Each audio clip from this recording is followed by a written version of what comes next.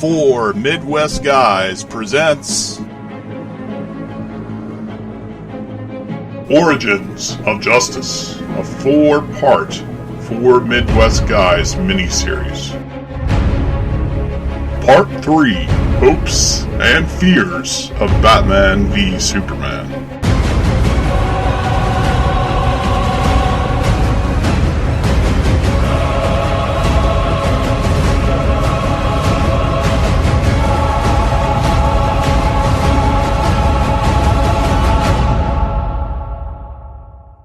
Hello everybody and welcome back to Four Midwest Guys presents Batman vs. Superman miniseries Part 3, The Hopes and Fears for Batman vs. Superman.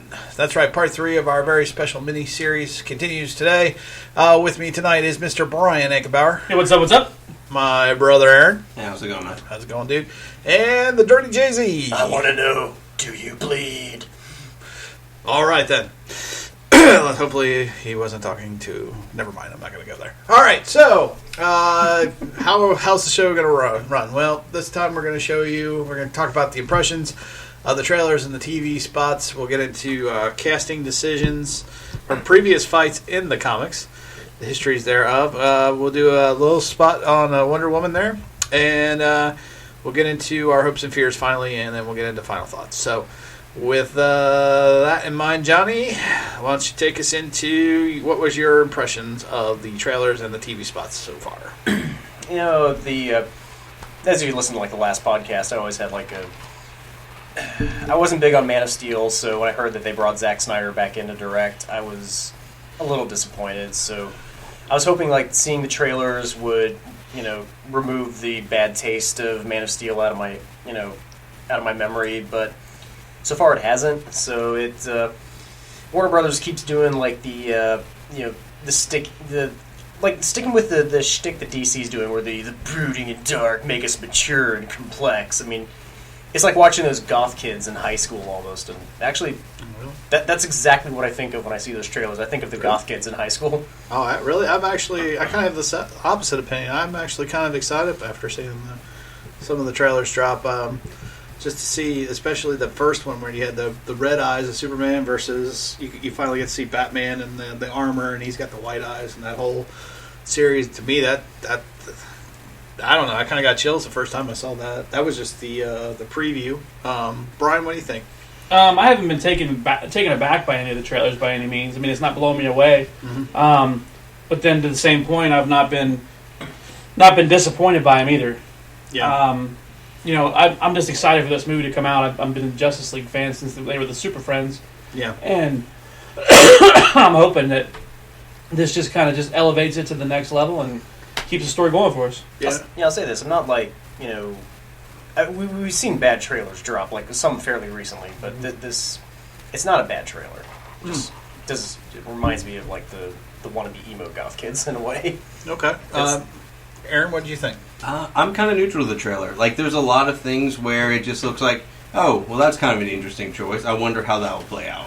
Yeah. And that's kind of how I'm reacting to the film so far, is just, I think you look at some of the casting choices that are kind of interesting. You go into, the direction of it, how they're going to portray it. Yeah. You look into, news of stories coming out about how they're cutting things, making R-rated edition. It's just oh, well, that's interesting.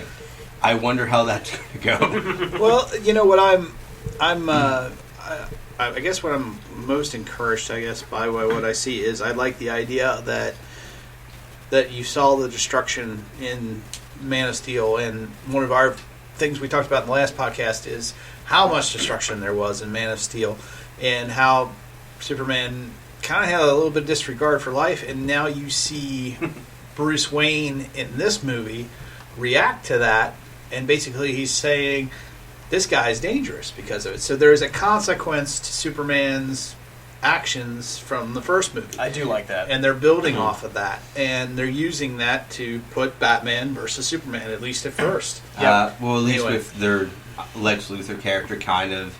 He's manipulating it. Yes. It definitely comes across that way in the trailers, that he's kind of trying to pull the strings. And I think for me, one of the most interesting part of the trailers is just kind of looking at how they're portraying Lex Luthor in this, because it's a really big departure from like the usual like calm, collected. Bald head. Well, Yeah. it's well, Yeah, he's the early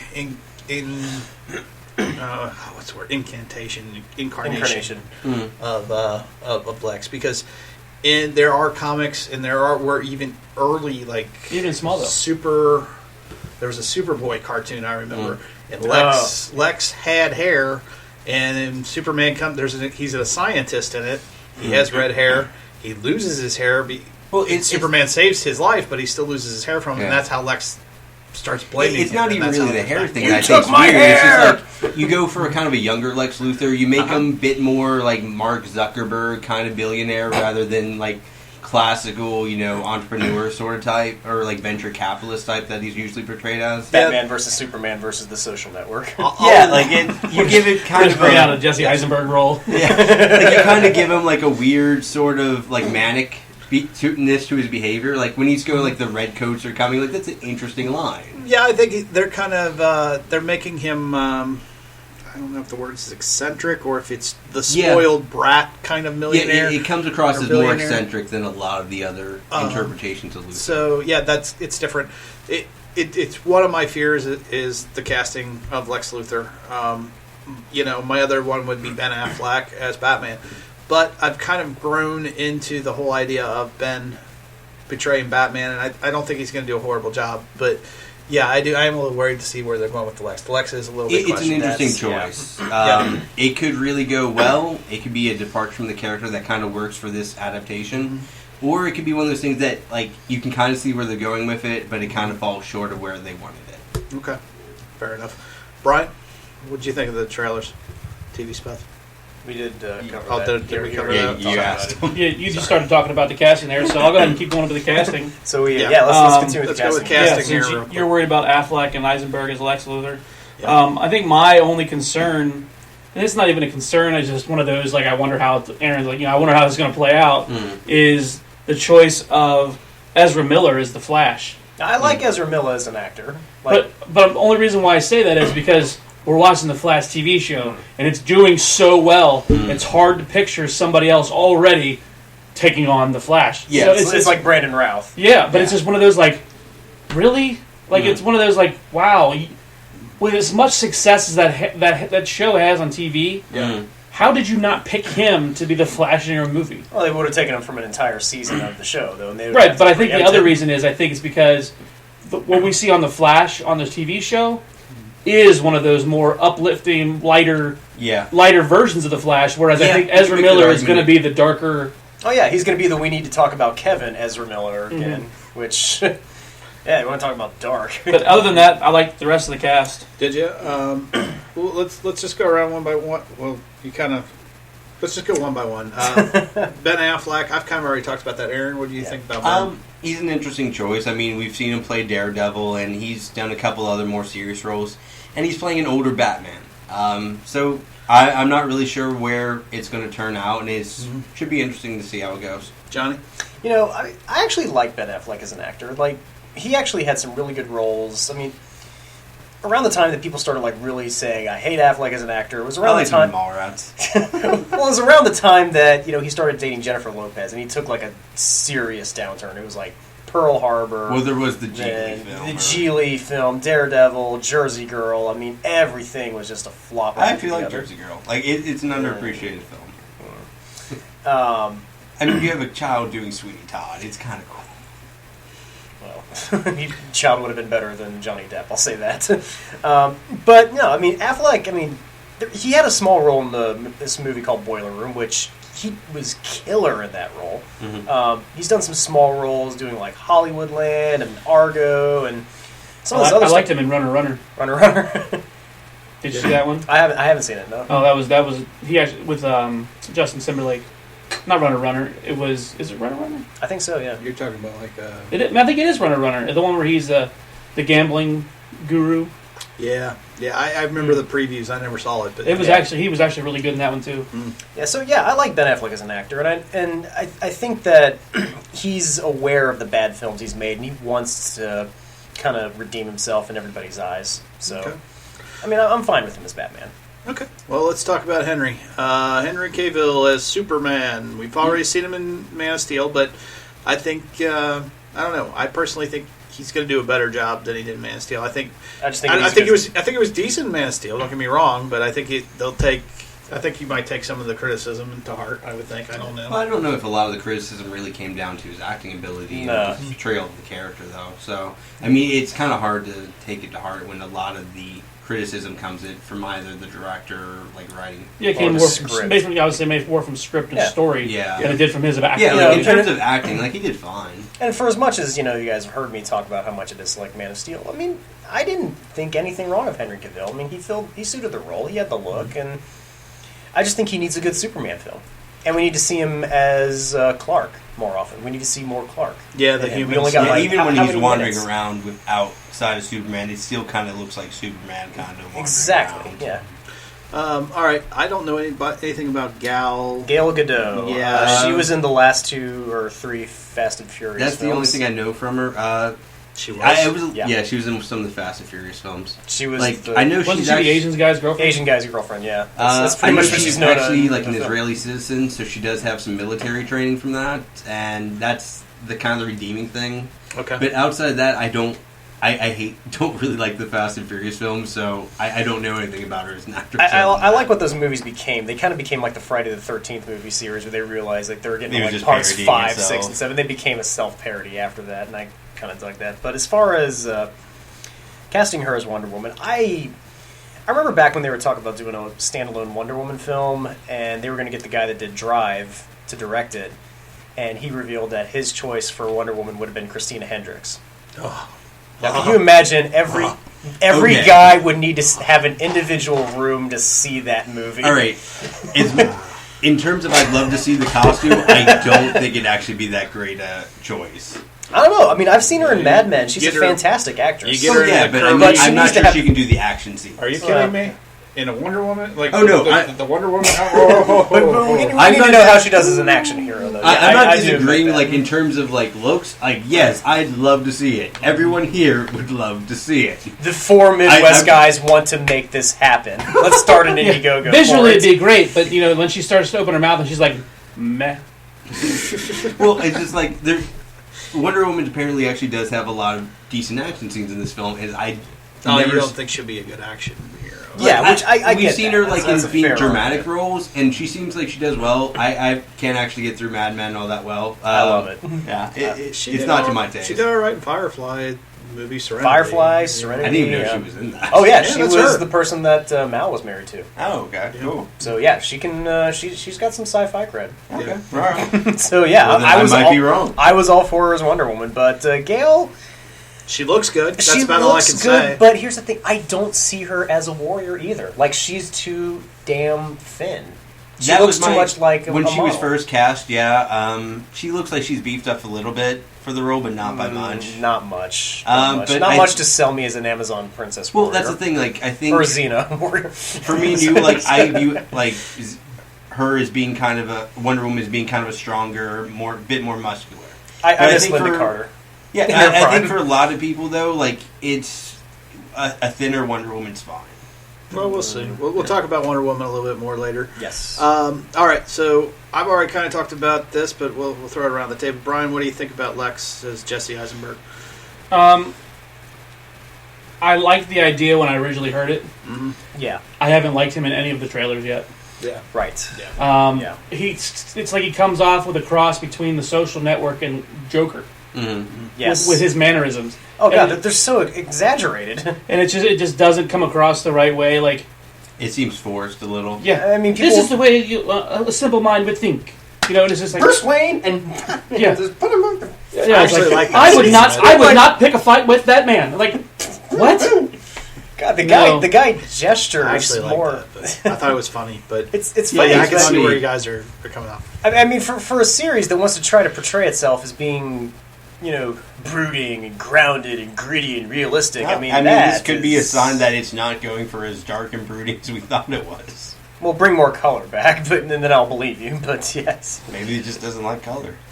yes. Well, we've seen his 300 in Dawn of the Dead, so we know and Sucker Punch to that extent. So we know he likes color. Yeah, Sucker Punch was very colorful.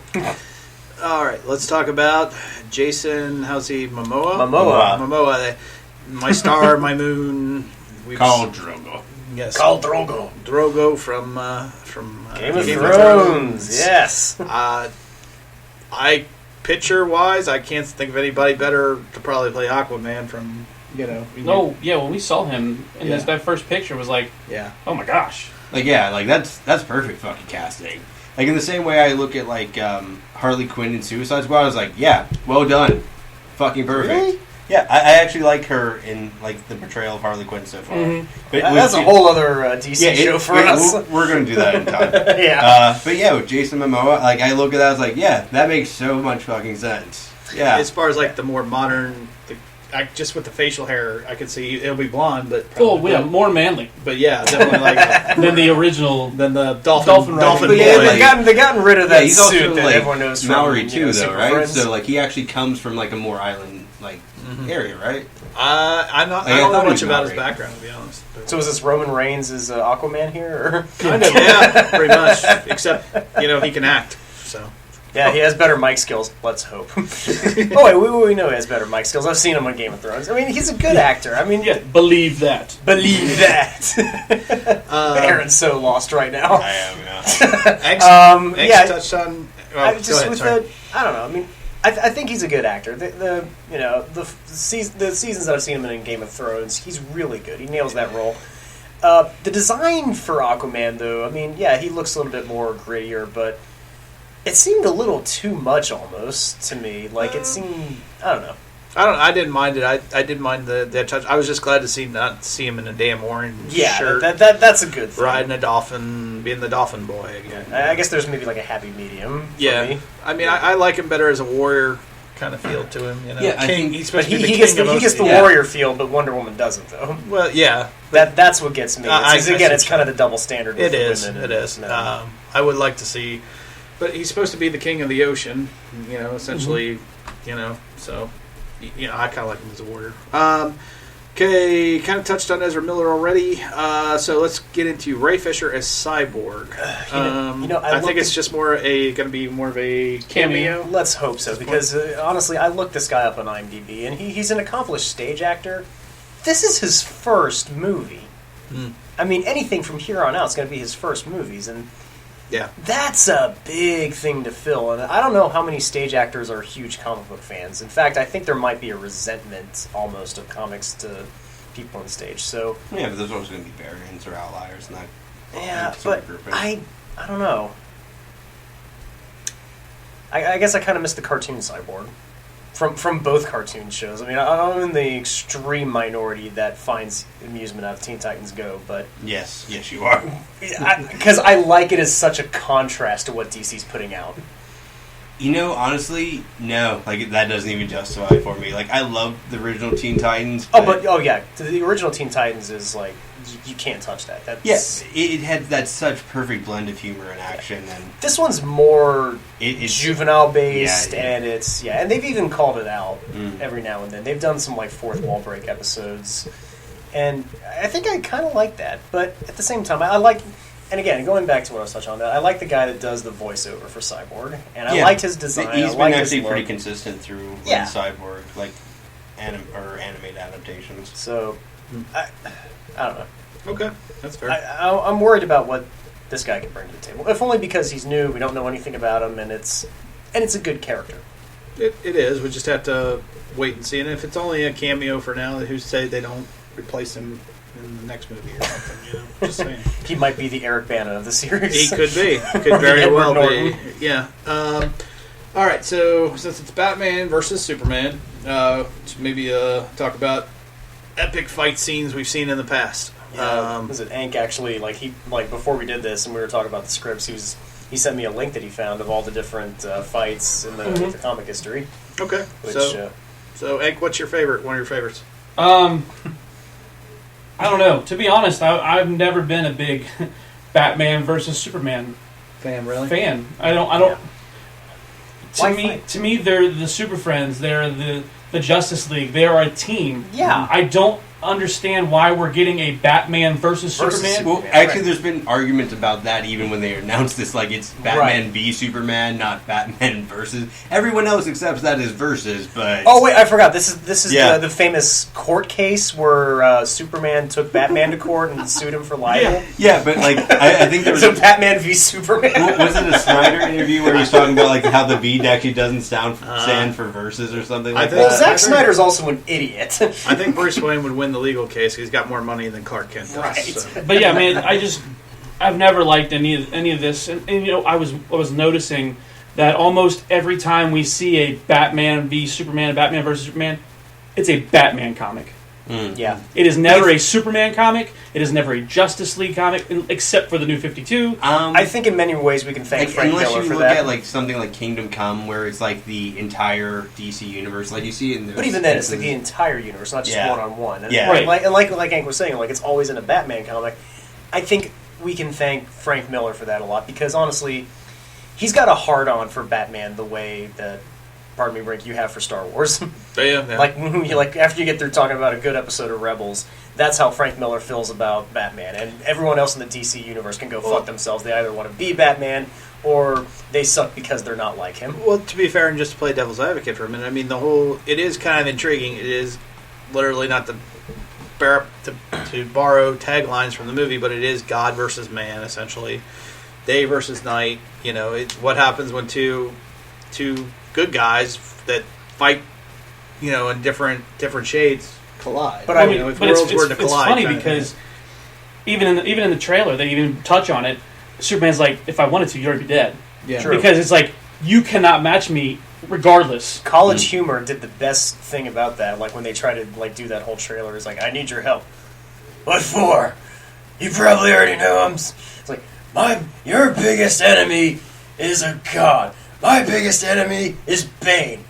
You could beat him with one hand while jerking off with the other. Done. You don't need my help. Well, I don't know. I think it's an interesting way to start Justice League, though. I mean, you got. But why fight though? I mean, even in the Batman Superman animated film, they barely fought. Well, I think because they screwed up in Man of Steel, and I think in some ways they're making up for why there's so much destruction, or they're giving a reason why there was. And now this is there's consequences for your actions, so this is the consequences. Well, that Batman now feels other enemies into it anyway, so it's clearly setting up as a temporary thing. Like they're even showing them fighting together in the trailers. Well, I know we all know that they come together at the end, but it's thanks to Wonder Woman, right? Which she with you? No, I thought she was with you. No, she's with me. And don't you forget it. So, hold on, Christina. Okay, we kind of got off a little bit off topic. Does anybody have any like fight scenes they want to talk about from history? Well, I mean, if we're going to talk about any of them, like the film clearly borrows from Darkest Night, like from Frank Miller, like especially in terms of the armor for Batman. Mm-hmm. Like, I mean, that'd be the only real comment I have on it, is that aesthetically it's borrowing really heavily from that. Which always worries me whenever I see that Frank Miller is your source material. I don't know if the art style for that one is that bad, though. Like, I don't know if it's something... Well, not so much like the artwork as it is just like the writing. It's definitely taken from the artwork. Whether it takes from the writing or not, you know, we'll have to see.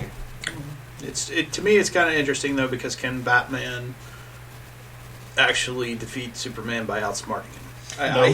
He can't match with him physically, but could Superman can't match with him mentally because, like we said, he prepares too well. And actually, I think my favorite fight between Batman and Superman actually is probably from the Batman Superman movie because it was short and when they first meet each other, Superman stands in front of Batman and just goes, "Oh, hi, Bruce." You're talking about the animated movie. The animated movie, yeah. And then afterwards, they have a small fight, and Clark flies back to his apartment and gets changed. He looks out the window, and in the very distance, he sees Batman with binoculars. Waving. Puts the binoculars down, just waves. I was like, that is the best moment ever. I was like, I want to see moments like that in the movie. I think you might get that at the end, but I think at first it's definitely going to be more militant, like we've seen. So. All right, so let's talk about the third superhero that's going to be main part of this story at some point, and that's Wonder Woman. So let's talk about her for just a second. John, you want to talk about her origin a little bit? Sure. Basically, she was created from mud in the island of Themyscira, and as a child of Zeus, raised on an Amazonian island, separated from the rest of the world, and she was chosen to go to the world of men as the ambassador of truth. We have Superman is the embodiment of hope. Mm-hmm. Batman is the embodiment of, the Dark Knight. Of the Dark Knight, yeah. Of vigilantes. I'm trying to think, what is it that he represents? She's a representative of Themyscira. But she's also the representative of truth.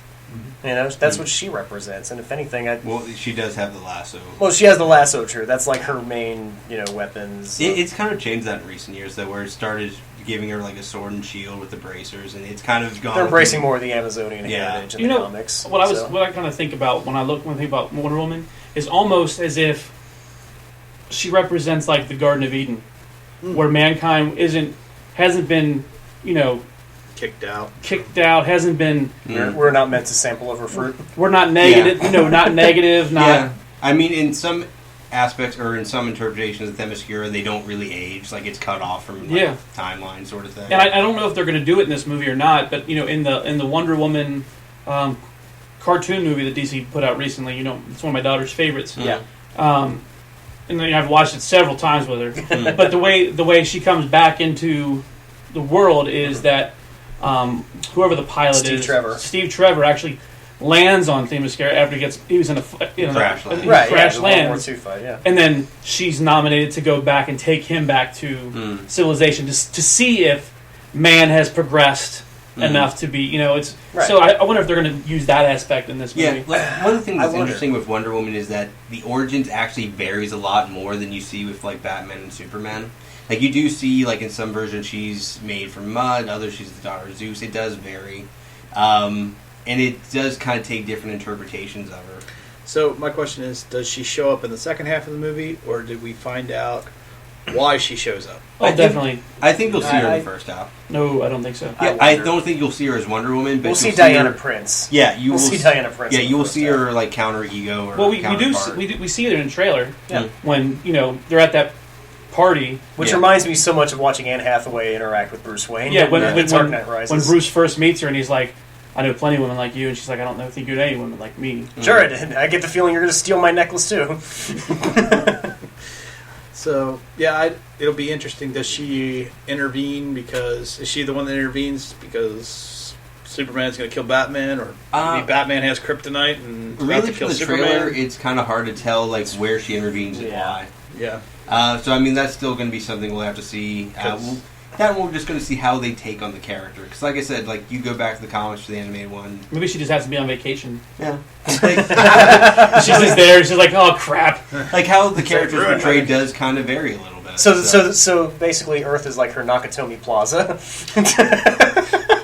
It'll be interesting to see if she's been around for a while, or if she's just suddenly shown up and sent on a mission for some reason. The standalone Wonder Woman film, like she's like here on like intervening in World War I. So how that reaches this point is going to be interesting. Actually, I think it jumps several time frames in that. In that standalone is what they read. Really? So it's just like over generations. If that's the case, Christopher Nolan needs to be brought in to do the writing on that. Well, because they said, because like you said, on Themyscira they don't age. So I think it's one of those. She goes World War I, sees the man still fighting, says nope, goes back again, sees that World War II, they're still fighting, she comes back. More or less, just keeps like, I wonder how they're doing it. Nope, F this. I'm going back. Wonder Woman's worst ambassador ever. Wonder Woman's like, she's like a thermometer for the world, and she's like, nope, still not done yet. Still not ready. Still not ready. Nope, still got nukes. Let's get back. I don't know.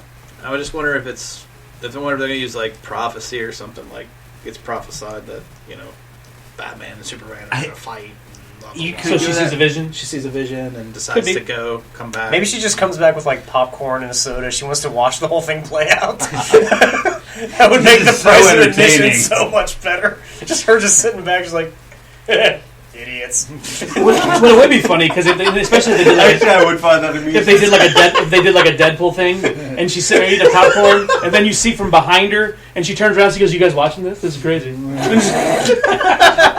I think we may have written probably the best Batman versus Superman ever. Or she makes some like sexist joke like men and their balls or something like that. Wow, really? All right, never mind. This episode has been brought to you by Dick. Well, just kind of like men. Anyway, all right. So let's we've covered Wonder Woman. Let's get into hopes and fears. Eckenbauer, what's your hopes and fears? I don't really have any fears for this movie. Okay. I really enjoyed Man of Steel, so as long as the case stays along the same line, we've basically seen it in the trailers. It's going to stay along pretty much the same line. But my only concern is there is a lot riding on this for the DC universe. Yeah, they've invested a lot. And that is my only concern is like when Man of Steel came out, there was no repercussions down the road. Yeah, it wasn't part of a greater universe. When we see the Batman movies when they came out, there wasn't really anything down the road. Mm-hmm. You're bringing Batman versus Superman, and you've announced 17 movies of the next 20 years. Not only that, but then you're also shooting like some of the next films like a week after it comes right. out. So I mean, there's so much riding on this movie that I just hope it doesn't stink, and we get to see all those other movies, and they don't pull the gambit on us, and just pull it off the shelf and say, nope, not producing it anymore. Well, you know what? It didn't work out kind of like we thought it would. So we're just gonna X these out, and this never happened. I'm really $325 million whoopsie. Yeah, I'm really hoping that we get to see. And they say the dawn of justice. So I really hope there's more than just like 3 seconds at the end of the movie that they actually have the Justice League. Yeah. I hope it's a little longer than that. Yeah. I don't think it's going to be because I think that's why we're going to get the cameos from the Flash, Aquaman, and Cyborg. But I'm hoping that it's. That's why you don't get Green Lantern until Justice League 2. Oh, don't even get me started on Green Lantern. There's his 2020. fear. There's his fear. I'm really hoping that we get to see more of the Justice League in this, and then or maybe just a scene in the extra credits. After end of credits, you see a Justice League kind of form, even if it's just you see their shoes walk up together. You know what I mean? It's like one of those Poster shot. Yeah. It's going to be the next promo image. Let's go. With Zack Snyder directing, when you said Dawn of Justice, I keep thinking like a crossover between his Dawn of the Dead remake and this. Dawn of the Dead of the Justice. Let's see what happens. DC Zombies. I just, what? They did that with Marvel. I know, that's what I'm saying. That's why I said DC Zombies. There has to be a reason. Something has going to go down in this movie that brings them together. No shit. So, I mean, other than... That was the best ever. That's my hope. That is my hope. That's my hope. Something goes down. All right, Mr. Sarcastic. Jesus Christ. Wow. Eckenbauer, you're not predicting just a coffee shop movie. Yeah. You're just sitting around debating. There is something going on. Oh my god, that's what they need. They need the how it should have ended with the superhero cafe. All right. It's all of them in the cafe just talking. Alright. Seinfeld style. To my fucking point, there has to be something, quote unquote, epic that has to go down. And I don't think it's going to be the mutation version of Zod. that does it. So, Are they making him the movie version of so- Doomsday or something? Yeah. So like what- the first incarnation of Doomsday, which I'm okay with Yeah. because as Doomsday, every time he dies, he gets better and bigger. Mm-hmm. So I think Doomsday will think probably he- be somebody we'll see in the other Justice Leagues. My question is, if they're bringing him back from the dead after he's been dead for like months, like is he brain dead at that point? no, he's a mutant. He's not. It's not Zod anymore. Technically, like, when Superman died in the comics, I mean, he wasn't really technically dead. Like, his life functions, like his heartbeat, just slowed down once every 3 months or whatever that they thought he was dead. Oh, okay. So, I mean, there's a number of ways that you can, appear Write to that kill in. a Kryptonian, but it will not. Sorry, go back to actually your. be dead. But his point. But my point is, whether they take almost a DBZ feel, and it's while they're fighting they unlock something, or they create a series of events that happens that unlocks some sort of catastrophe. Butterfly effect? Yes. Every time a Saiyan is beaten, we come back stronger.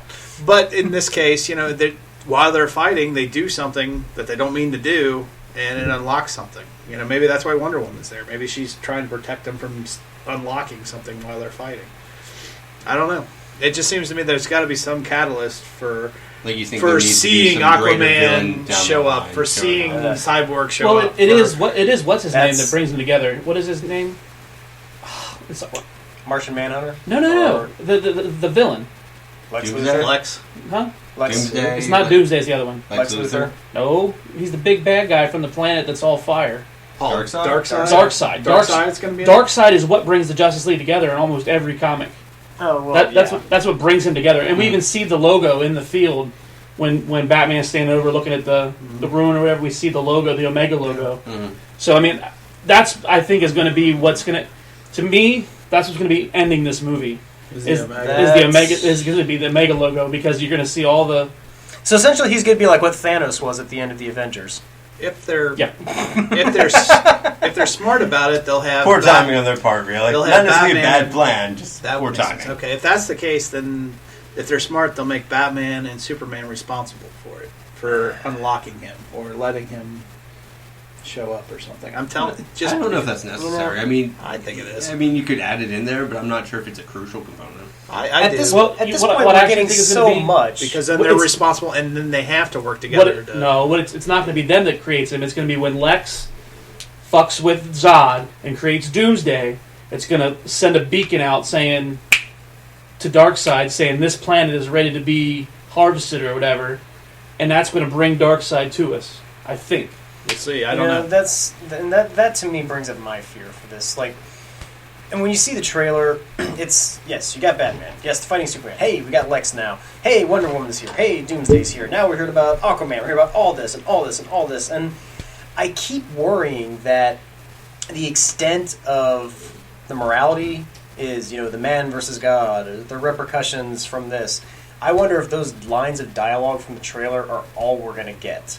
Like, If there's it's going to just be like there's throwing so they much just in. threw in those lines to give a justification for all the endless stuff they're throwing at you in the story. And that's kind of got my, that's why when I looked at the trailer, I didn't see anything other than like a goth show, because Well, that and I mean, It's- you already hear stories about how they're having an R-rated extended cut, and there's certain characters that Right, it aren't just even seems going like to be in they're- the regular cut. They're going to be in the extended because of how much they had to throw into it. and the fact that they're like, after the success of the Avengers, like showed how much that it made, and then DC conveniently announces within that time frame, hey, we're doing a Justice League movie after Yeah. Man of Steel comes out. Then It's after just like, Deadpool comes out, we're going to have everything R-rated DC cut. seems to be doing is an afterthought almost. Like they're You literally think it seems very reactionary. yeah, and it's like they're following on the heels of everything that got successful Well, without ever I trying think to the do anything argument against individual. that is they are kind of doing the opposite of what Marvel did to set up its cinematic universe. Where Marvel took everything one stage at a time, DC's like, oh, we got to play catch up, everything in all at once. But that's not enough. I mean, it's a bad handling in a way. Like trying to do the opposite. Yeah, by, I by think you making actually it- might have something similar to what you see like in some of these Spider-Man films, where it's just Yeah. like you throw way too much in, Everything's you don't gonna- have characters. Everything's going to be Rhino and Venom. Mm. That's what I think could happen. Well, because and that's why I'm saying this movie has to have some sort of catalyst, whether it's Darkseid or something that sets everything in motion. If this is the birthing point, the dawn of justice, then something has to happen to get everything moving. Right. And there's got to be a reason But why there's- these people start showing up to try to defend Earth from. But we whatever see, we're talking about. but we Telling see you. so much that is supposed to be introduced, and basic writing that I've learned from like trying to write different stories and everything. When you have so much you have to set up and introduce, you're going to get nothing but 2.5 hours of exposition of setup, and you're never going to get anything that starts. Just watch Justice League War, All right. and like this whole conversation, you're gonna be like, "Oh wow, I can actually see this." Yeah. I mean, to be honest, I think how you said that this show, I mean, Batman v Superman got its it's getting its roots from like Frank Miller or anything else. I actually think that all they did was watch Justice League War. To be honest, you look at the Suicide Squad trailer, then you actually see like the animated film for this. Like, oh yeah, it definitely borrowed some things. From that. I mean, it's just like it's definitely taking some things from its animated films, which might be a smart move because they're actually pretty good. considering I'll do it. considering on our Star Wars podcast, we talked about how Ryan, we'd like to see some of the stuff they're bringing up in the cartoon version on live screen. Like, oh my god, we'd love to see that. We'd love to see this. Maybe that's what they're doing for. Yeah, and if that's what they're actually ended up doing, that'd actually be kind of a smart move on their part. Like, I've actually really enjoyed almost all of their animated films they've gone direct to DVD. The exception being like the ones that are aged down, like really horrible. Gods and Monsters. Ones. No, I like Gods and Monsters. No, Aaron, no. Yes. Aaron, no. Aaron, yes. I like the Ian McKellen and Brendan Fraser God and Monsters. All right. Well, unless anybody wants to add anything to Hopes and Fears, I think we've kind of had a round table discussion on Hopes and Fears on our own here. So, that being the case, let's just head right into our final thoughts.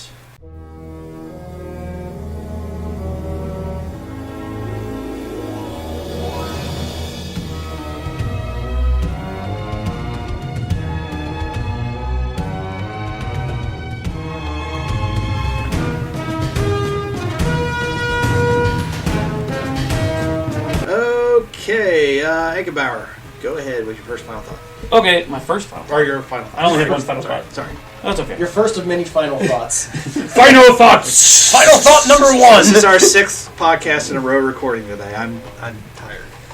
Either that or they're saying they're going to jump you after the show ends. No kidding. It's your final thought about making a good one. Yeah. Make it. My final thought is I'm just hoping that this movie is good. Like I said, with as much writing on it is what's...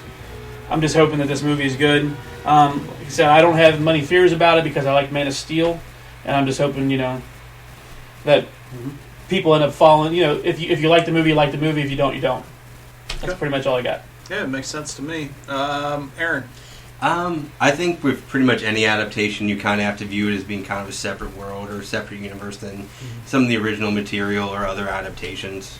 I think we need to kind of give it the benefit of the doubt and some leeway to kind of make changes that may work for that medium better.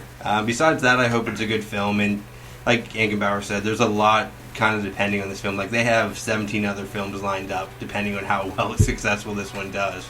So, hopefully it works out alright. Yeah. Because I'd love to see a lot of, the films they have planned down the line. Absolutely. John, go ahead.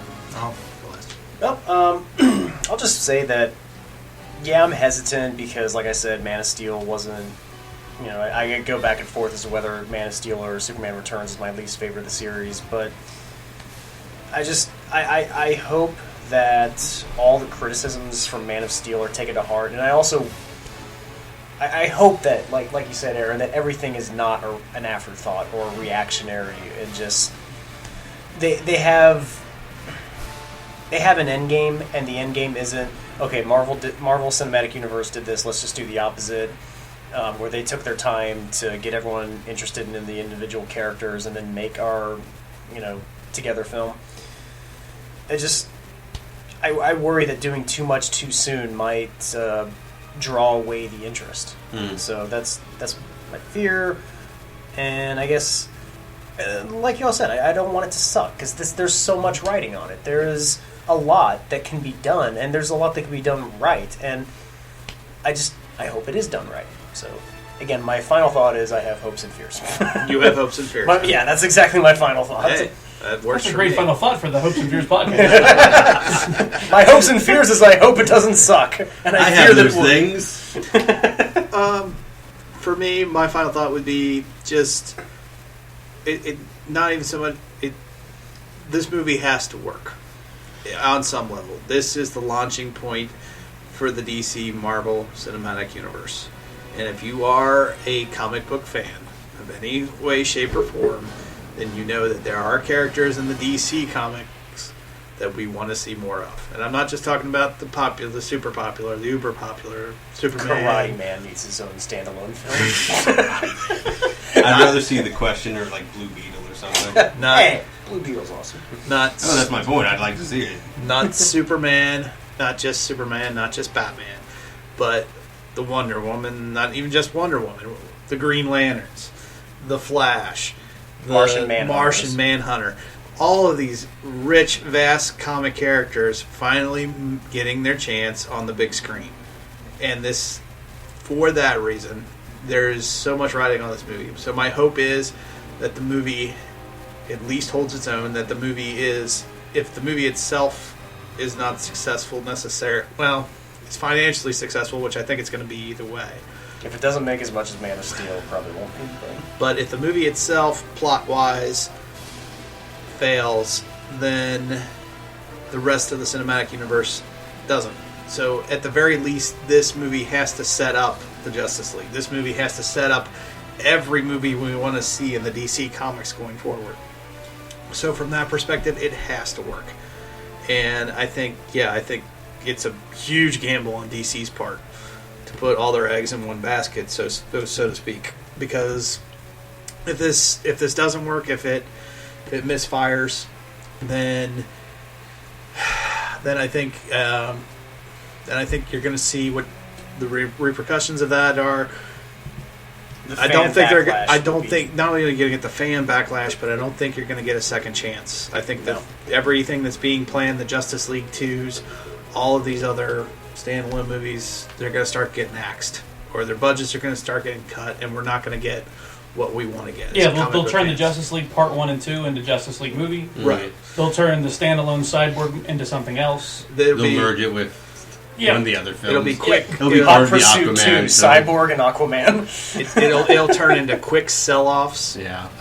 It'll turn into a marketing. Do you think that that actually might actually weigh down the film, that it has to set up all these, like the entire franchise? No, I think if it's done right, if they're doing it right, and this is just how I would do it, I would have Batman versus Superman, set the events in motion that creates the Justice League. That somehow, whatever they do, they are somewhat responsible for, whether, even though they don't even realize they're doing it. Something happens, opens up, whether it's Darkseid or some other uber villain that creates that all these heroes. Wonder Woman has to come out of hiding. Aquaman has to come out of his kingdom. All these different characters have to start coming up and meet this new challenge, these new threats, and it just starts events and motions, which starts the whole DC universe. So that, to me, and that's the only way it works. That's just my final thought and my final opinion. I mean, they may go a completely different route, but I'd like to see a Zack Snyder film where a female hero actually works and is competent. You know, I mean, that would be nice to me. I worry that Wonder Woman's going to get a bad treatment. We'll see.